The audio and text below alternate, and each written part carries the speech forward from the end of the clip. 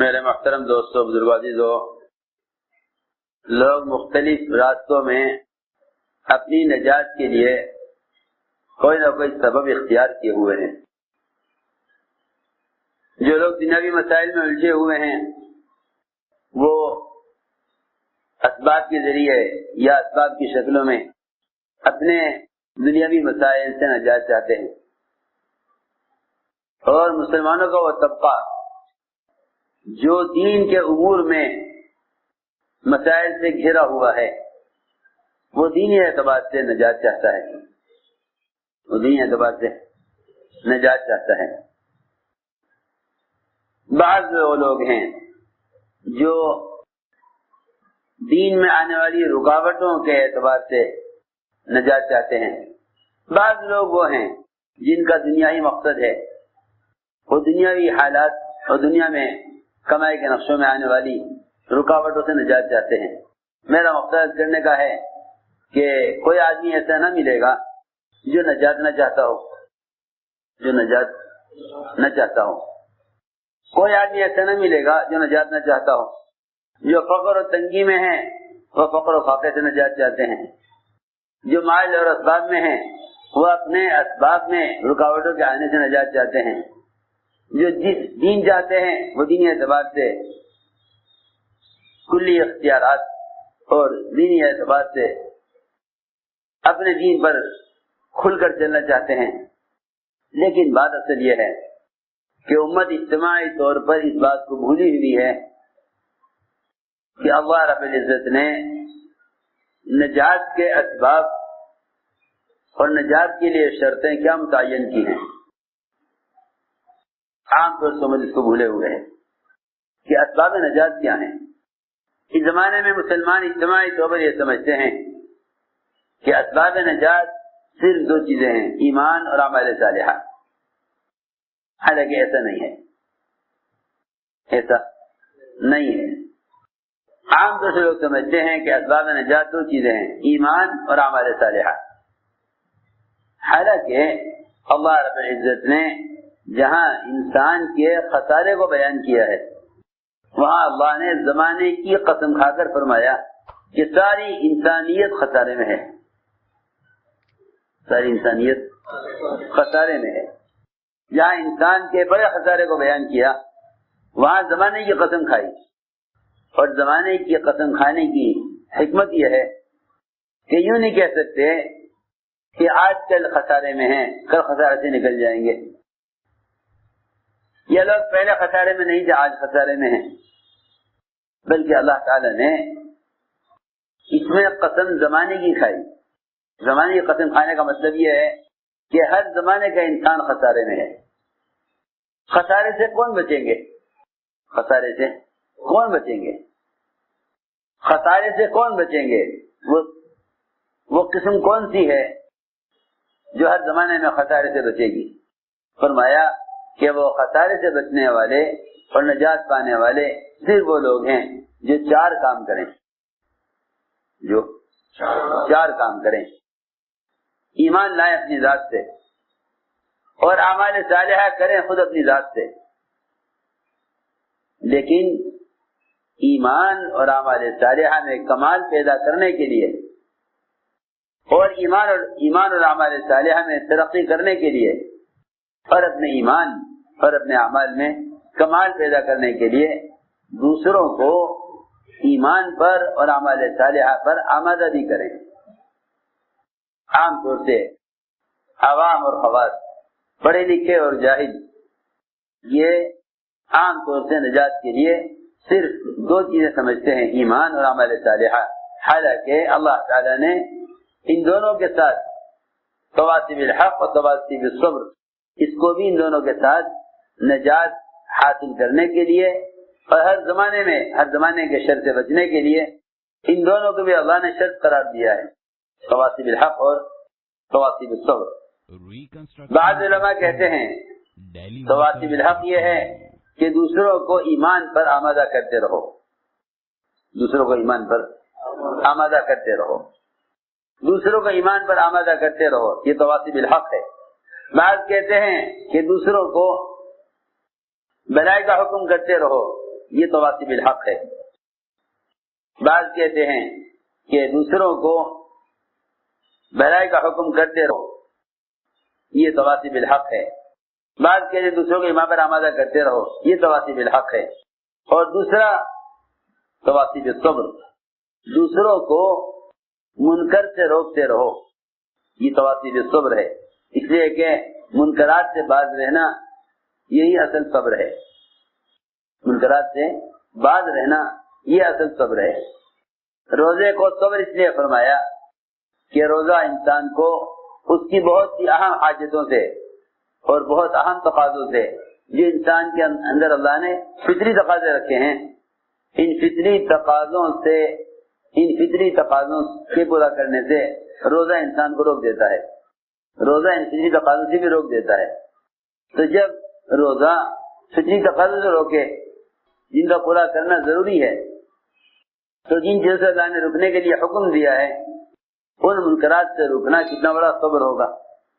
میں نے عرض کیا کہ اسباب نجات 4 چیزیں ہیں: ایمان، اعمال صالحہ، تواصی بالحق اور تواصی بالصبر. دوسروں کو ایمان پر آمادہ کرنا، دوسروں کو اعمال پر آمادہ کرنا، یہ تواصی بالحق، تواصی بالصبر. دوسروں کو بھلائی کا حکم کرنا، دوسروں کو برائی سے روکنا. لیکن اس زمانے میں کسی کو منکر سے روکنے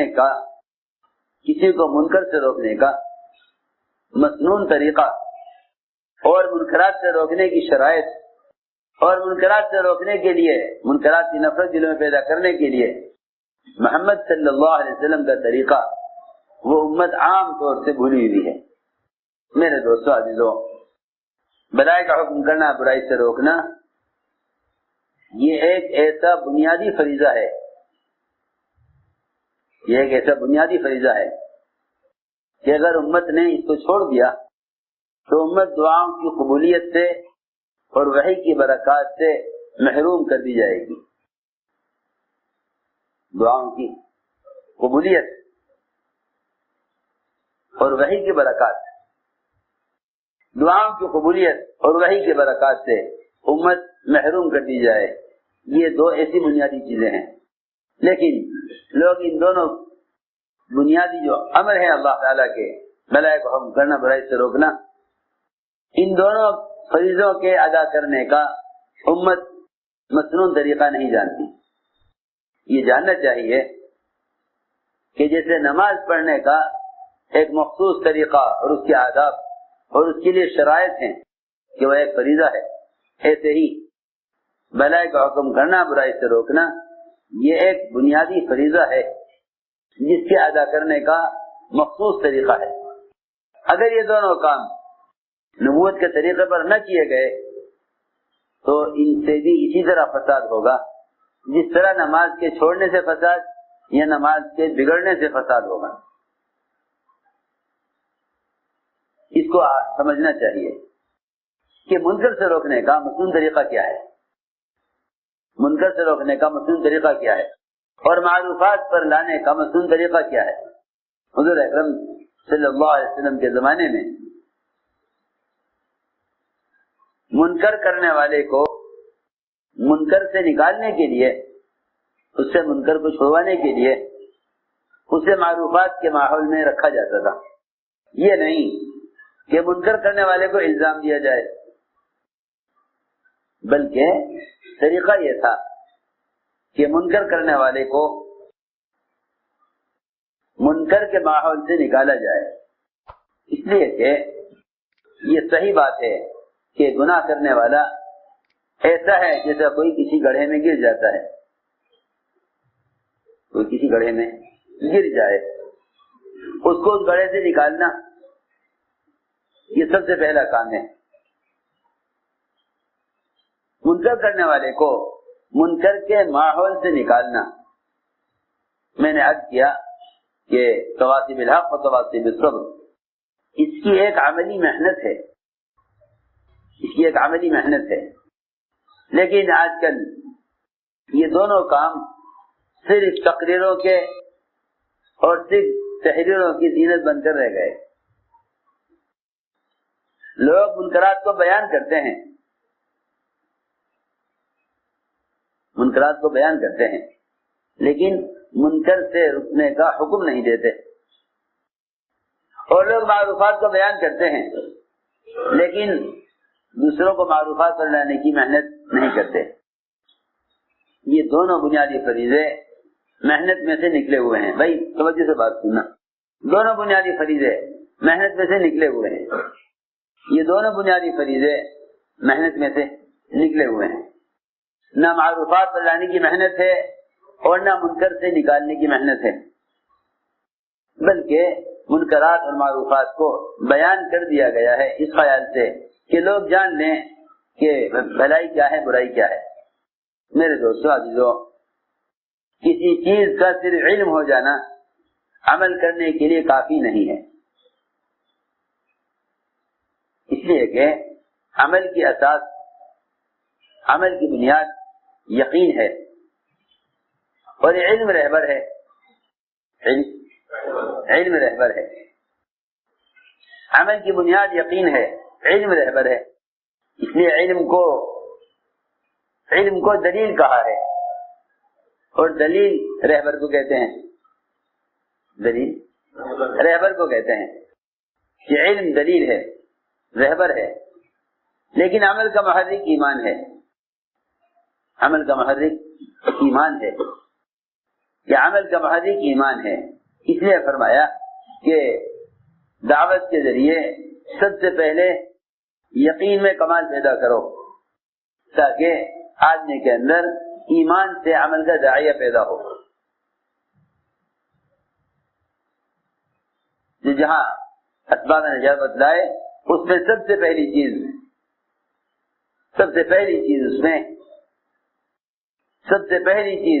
اسباب نجات میں ایمان کو بیان فرمایا، سب سے پہلی چیز اسباب نجات میں ایمان کو بیان فرمایا، اور ایمان لانے کا حکم خود ایمان والوں کے لیے دیا، یا ایھا الذین آمنوا آمنوا، اے ایمان والو تم ایمان لاؤ۔ پہلا حکم دیا ایمان لانے کا ایمان والوں کو۔ یہ بات یہ عرض کر رہا کہ لوگ سمجھتے ہیں کہ ایمان لانے کا حکم غیروں کے لیے ہے، حالانکہ غیروں کو اسلام کی دعوت ہے، غیروں کے لیے اسلام کی دعوت ہے۔ اسلموا تسلموا، ایمان لے آؤ محفوظ ہو جاؤ گے، لیکن ایمان لانے کا امر خود ایمان والوں کے لیے ہے۔ میں نے عرض کیا کہ یہ 4 اسباب نجات، ان 4 اسباب نجات کی عملی شکل کیا تھی؟ ان 4 اسباب نجات کی عملی شکل کیا تھی؟ سب سے پہلے ایمان، پہلا فریضہ، سب سے پہلا فریضہ ایمان۔ اس ایمان میں کمال پیدا کرنے کی عملی شکل کیا تھی؟ اس کی عملی شکل یہ تھی کہ صحابہ اکرام کو دعوت دے کر ایمان کے سیکھنے کے عنوان پر، ایمان سیکھنے کے عنوان پر ایمان کے حلقوں میں جمع کیا کرتے تھے۔ ایمان سیکھنے کے عنوان پر ایمان کے حلقوں پر صحابہ کو جمع کیا کرتے تھے۔ یہ اس امر کو پورا کرنے کا عملی طریقہ تھا، یہ اس امر کو پورا کرنے کا عملی طریقہ تھا کہ ایک دوسرے کو دعوت دے کر کہتے تھے کہ آؤ اپنے رب پر ایمان لے آئیں، آؤ اپنے رب پر ایمان لائیں۔ یہ اس کی ایک عملی محنت تھی، اس کی ایک عملی محنت تھی کہ مسجد سے باہر پھیلے ہوئے جتنی بھی مادی شکلیں ہیں، ان ساری شکلوں میں سے مسلمان کو یہ کہہ کر نکالا جائے کہ ان شکلوں سے کچھ نہ ہوگا، کرنے والی ذات اللہ کی ہے۔ اللہ کی ذات سے ہونے کو سمجھنے کے لیے کائنات کی اور مادی شکلوں سے نکلو، اللہ کی ذات سے ہونے کو سمجھنے کے لیے کائنات کی شکلوں میں سے نکلو۔ صحابہ کرام ایک ایک کو دعوت دے کر اس کو مسجد سے باہر کی پھیلی ہوئی شکلوں میں سے نکالا کرتے تھے۔ یہ اس کی عملی شکل تھی۔ یہ اس کی عملی شکل تھی کہ آؤ ہمارے ساتھ بیٹھو، حضرت پر ایمان لائیں۔ یہاں مسجد میں لا کر ایمان کا مفہوم سمجھایا جاتا تھا، ایمان کا مفہوم سمجھایا جاتا تھا۔ سب سے بنیادی علم ایمان کا علم ہے، لیکن مسلمان ایمان کے علم سے جاہل ہے۔ نماز کا علم، روزے کا علم، زکوٰۃ کا علم، حج کا علم، سارے احکام شریعت کا علم، ان سب کا سیکھنا بعد میں ہے، ان سب کا سیکھنا بعد میں ہے۔ سب سے پہلے ایمان کا علم حاصل کرنا فرض ہے، سب سے پہلے سب سے پہلے ایمان کا علم حاصل کرنا فرض ہے۔ ابھی تو لوگ یہ جانتے بھی نہیں کہ جیسے تمام فرائض کا علم ہے، کیا ایمان کا بھی علم ہے؟ کیا ایمان کا بھی علم ہے؟ لوگ جانتے بھی نہیں، وہ جانتے ہیں نماز کا علم، نماز کا علم ہے، روزہ رکھنے کا طریقہ روزے کا علم ہے، زکوٰۃ ادا کرنے کا طریقہ زکوٰۃ کا علم ہے، حج ادا کرنے کا طریقہ حج کا علم ہے۔ عجیب بات یہ ہے کہ لوگ سارے فرائض کا علم حاصل کر لیتے ہیں، لیکن ایمان کا علم حاصل نہیں کرتے، جانتے بھی نہیں کہ ایمان کا بھی کوئی علم ہے۔ حالانکہ ایمان کا علم سارے فرائض پر مقدم ہے، ایمان کا علم سارے فرائض پر مقدم ہے۔ سب سے پہلے ایمان کی تحقیق کرو، سب سے پہلے ایمان کی تحقیق کرو کہ ایمان کسے کہتے ہیں، سب سے پہلے ایمان کی تحقیق کرو کہ ایمان کسے کہتے ہیں۔ میرے دوستو عزیزو، ایمان بالغیب اصل ہے، ایمان بالغیب اصل ہے، ایمان بالغیب اصل ہے۔ جس چیز کی تصدیق دے کر کی جائے اس کو ایمان نہیں کہتے، کسی کی تصدیق دے کر کی جائے اس کو ایمان نہیں کہتے۔ ہمیں دکھلا دو ہم مان لیں گے، یہ ایمان نہیں ہے۔ یہی وجہ ہے کہ سارے مشرکین اور کفار حضور اکرم صلی اللہ علیہ وسلم کو سچا مانتے ہوئے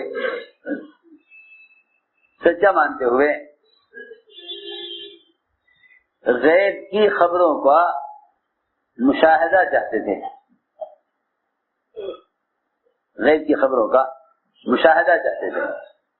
وہ یہ کہتے تھے کہ جو آپ خبر دے رہے ہیں غیب کی، آپ ہمیں اس کو دکھلا دیجئے، آپ ہمیں دکھلا دیجئے تو ہم مان لیں گے، ہمیں آپ دکھلا دیجئے ہم مان لیں گے۔ اس زمانے کا مسلمان بھی ایمان کے اعتبار سے گرتے گرتے اس لیول پر پہنچ گیا کہ پہلے ہی وہ چاہتا ہے کہ مجھے دین حاصل کرنے پر برکتیں دکھلا دیجئے تاکہ میں ان برکات کو دیکھ کر دین اختیار کر لوں۔ یہ ایمان کے انتہائی کمزور ہو جانے کی علامت ہے کہ مسلمان دین کو اختیار کرے برکات کا مشاہدہ کرنے کے بعد۔ یہ سوال ہی ایمان کے خلاف ہے، یہ سوال ہی ایمان کے خلاف ہے، یہ سوال ہی ایمان کے خلاف ہے کہ اگر ہم دین پر آ گئے تو ہمیں کیا ملے گا۔ یہ سوال ہی ایمان کے خلاف ہے کہ اگر ہم دین پہ آ گئے تو ہمیں کیا ملے گا۔ یہ سوال کفار کیا کرتے تھے کہ اے محمد صلی اللہ علیہ وسلم، اگر ہم آپ کا دین اختیار کر لیں تو ہمیں کیا ملے گا۔ پہلے یہ بتائیے، اگر ہم آپ پر ایمان لے آئے، اگر ہم آپ پر ایمان لے آئے تو آپ یہ مکے کے پہاڑ ہٹوا کر یہاں زراعت کے لیے نرم زمین کا انتظام کر دیں گے، اور کیا آپ ہمیں رب سے کہہ کر یہاں ملک شام کی طرح نہریں اور باغات اور یہ پہاڑ سر اس طرح رکھوا کے یہاں کھیتی باڑی کے لیے اچھا میدان تیار کرا دیں گے۔ سنو تو صحیح، یہ سوالات کیا کرتے تھے کفار حضور اکرم صلی اللہ علیہ وسلم سے کہ اگر آپ کو نبی مان لیا تو کیا آپ یہ کام کرا دیں گے؟ میں نے عرض کیا کہ جب ایمان کمزور ہوتے ہوتے آخری درجے کو پہنچ جاتا ہے تو آدمی دین کو اختیار کرتا ہے دنیا کے ارادے سے، دین کو اختیار کرتا ہے دنیا کے ارادے سے۔ میں نے عرض کیا کہ ایمان بالغیب اصل ہے کہ جو خبر نبی دے رہے ہیں تم اس خبر کا یقین کرو نبی کے اعتماد پر۔ کفار حضور اکرم صلی اللہ علیہ وسلم سے ثبوت مانگا کرتے تھے، جو خبر آپ دیا کرتے تھے یہ آپ سے اس کو ثبوت مانگتے تھے۔ آپ صلی اللہ علیہ وسلم نے سفر معراج کی خبر دی ایک رات میں، یہ رات کے کسی ایک حصے میں، آسمانوں کا سفر لامحدود اور زمین کا سفر 1 مہینے کا، یہ رات کے کسی ایک حصے میں ہو گیا، یہ رات کے کسی ایک حصے میں ہو گیا۔ تو کفار نے یہ کہا کہ یہ ممکن نہیں ہے، 1 مہینے کا سفر زمین کا اور اتنا لمبا سفر آسمانوں کا، یہ تو بالکل نعوذ باللہ بالکل جھوٹ ہے۔ لوگ دوڑے ہوئے گئے ابوبکر صدیق رضی اللہ عنہ کے پاس، جا کے کہا کہ تمہارا ساتھی یہ کہتا ہے۔ فرمایا کہ ہاں یہ بات کہہ رہے ہیں تو بالکل حق ہے، یہ بات سچ ہے، میں اس بات کی تصدیق کرتا ہوں۔ میرے دوستوں عزیزوں،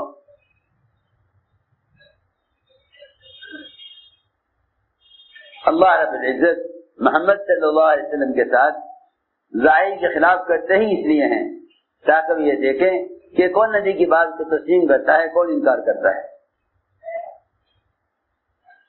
کون نبی کی بات کو تسلیم کرتا ہے اور کون انکار کرتا ہے۔ چنانچہ آپ صلی اللہ علیہ وسلم نے بہت سی غیب کی خبریں بتلائیں اللہ کی طرف سے۔ اس میں 3 قسم کے لوگ تھے، ایک انکار کرنے والے کفار، ایک شک کرنے والے منافقین اور ایک یقین کرنے والے ایمان والے۔ یقین کرنے والے ایمان والے، یقین کرنے والے ایمان والے اور شک کرنے والے منافقین، انکار کرنے والے کفار، تینوں کے کیفیت میں اضافہ ہوتا تھا۔ ایمان والوں کا ایمان بڑھتا تھا، منافقین کا شک بڑھتا تھا اور کفار کا انکار۔ لیکن نبی کی لائی ہوئی خبر ظاہر کے خلاف ہوتی ہے۔ اگر نبی کی خبریں ظاہر کے مطابق ہوں تو پھر نبی کی خبر ایمان لانا کوئی کمال نہیں، نبی کی خبر ایمان لانا کوئی کمال نہیں۔ نبی کی لائی ہوئی خبر ظاہر کے خلاف ہوتی ہے۔ اگر ظاہر کے مطابق خبریں دیں تو لوگ اس کو تسلیم کر لیں گے کہ ہاں بات ٹھیک ہے، سمجھ آنے والی بات ہے۔ نبی کی لائی ہوئی خبر ظاہر کے خلاف ہوتی ہے تاکہ یہ دیکھیں کون مانتا ہے کون نہیں مانتا۔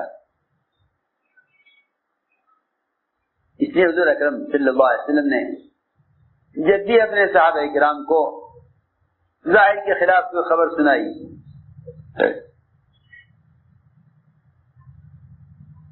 وہ خبر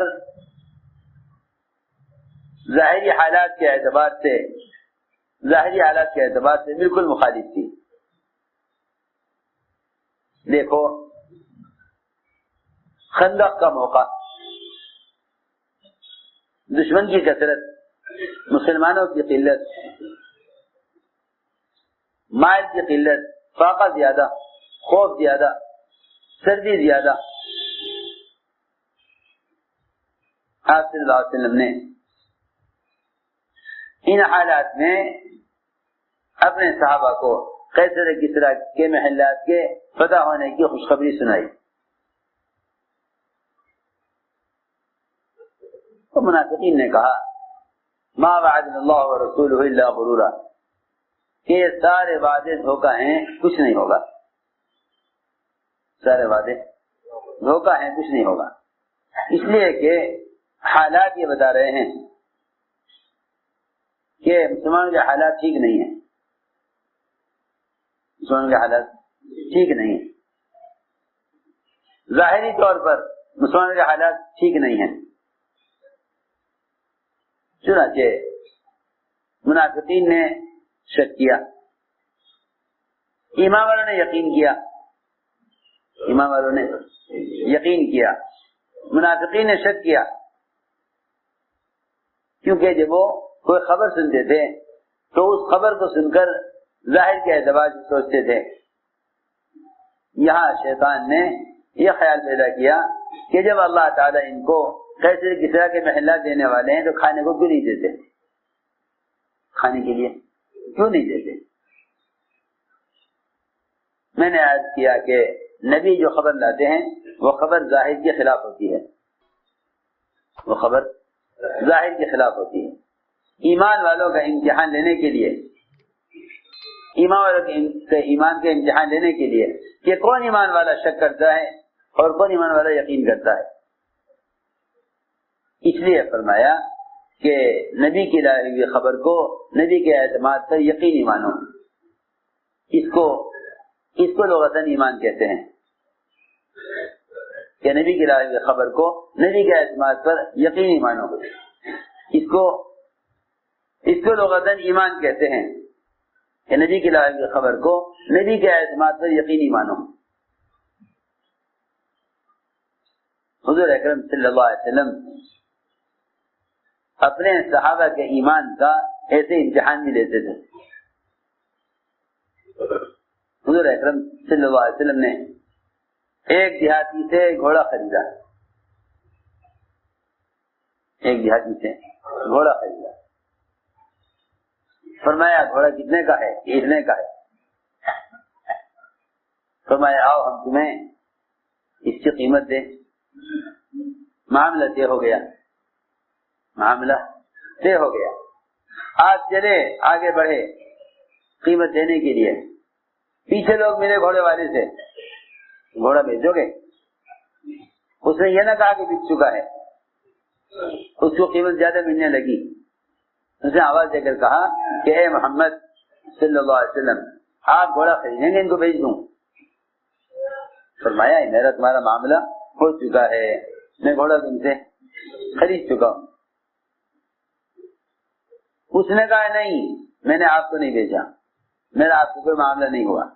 فرمایا نہیں، ہمارا آپ کا معاملہ ہو چکا ہے، قیمت طے ہو چکی ہے، میں تو جا رہا ہوں آپ کو قیمت دینے کے لیے. دیہاتی نے کہا کہ اگر آپ کا ہمارا کوئی معاملہ ہوا ہے تو اس پر کوئی گواہ لائیے، اس پر کوئی گواہ لائیے، اس پر کوئی گواہ لائیے. میں گواہ تو کوئی تھا نہیں، آپ ہیں اور میں ہوں. لگا نہیں، میں نہیں مانتا، گواہ لائیے. وہ آپ سے گواہ کا سوال کر رہا تھا کہ وہاں سے حضرت خزیمہ گزر رہے تھے. حضرت خزیمہ گزر رہے تھے. انہوں نے سن لیا کہ دیہاتی کہتا تھا آپ سے کہ گواہ لائیے. آپ صلی اللہ علیہ وسلم نے فرمایا گواہ تو کوئی ہے نہیں. حضرت خزیمہ آگے بڑھے، کہنے لگے کہ میں گواہی دیتا ہوں، میں گواہی دیتا ہوں، میں گواہی دیتا ہوں کہ آپ نے گھوڑا اس سے خرید دیا تھا، میں گواہی دیتا ہوں. فرمایا خزیمہ تم گواہی کیسے دے رہے ہو؟ تم گواہی کیسے دے رہے ہو؟ یہ سوال بڑا سخت ہے، یہ سوال بہت سخت سوال ہے. یہ سوال اس کا نہیں ہے کہ جب تم موقع پر موجود نہیں تھے تو تم گواہی کیوں دے رہے ہو. یہ سوال اس کا نہیں ہے. سوال اس کا ہے کہ اگر ہم تم سے ڈانٹ کر بھی پوچھیں تو کہیں تمہیں اس بات کا خیال تو نہیں آتا کہ میں گواہی کا انکار کر دوں کہ جی مجھے معلوم نہیں؟ ہم تمہیں اس لیے پوچھ رہے ہیں کہ ہمارے پوچھنے کے بعد بھی تمہارے دل میں کوئی شک پیدا تو نہیں ہوتا۔ فرمایا خزیمہ تم نے کیسے گواہی دی ہے؟ خزیمہ نے عرض کیا میں کیسے گواہی نہ دوں، میں کیسے گواہی نہ دوں، میں کیسے گواہی نہ دوں؟ میں یقین سے کہتا ہوں کہ آپ نے بڑے سے خرید لیا تھا، اس لیے کہ آپ نے ہمیں جنت کی، دوزخ کی، قبر کی، حشر کی، عرش اور کرسی کی، سب سے بڑھ کر اللہ کے وجود کی خبریں دی ہیں۔ ہم نے کچھ نہیں دیکھا، ہم ان تمام چیزوں کو